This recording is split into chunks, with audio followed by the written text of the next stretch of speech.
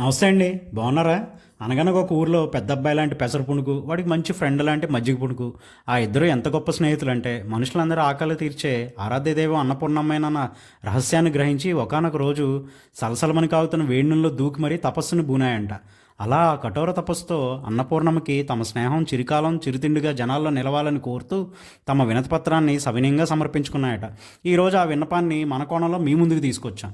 కొంతకాలం కిందట అన్నపూర్ణ ముంగిట రెండు పునుగులు కోరుకున్నవి ఓ వరం.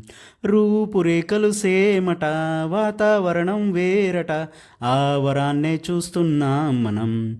చూడగానే నోరు మొత్తం బాణలాగా తెరిచేలాగా చేసి లోకుల ఆకలంతా తీర్చివెయ్యాలి.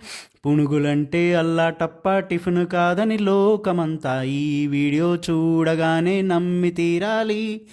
చట్నీ కారము లేని ఈ స్నాక్స్కి విలువ ఉంటుందా? ఈ పునుగులు కూడా చేరకపోతే ప్లేటుకి విలువుందా? సూర్యుడు చంద్రుడు లేని గగలానికి వెలుగుంటుందా? పునుగులతో పెరిగే చేరకపోతే కంటికి వెలుగుందా? సెలయేటిల సాగే వాగుల బొజ్జలు జారే పోయగా ఈ వృత్తాలే ఇతివృత్తాలై సాగాలి ఈ చరితం. ఉంటానండి మరి. జై హింద్.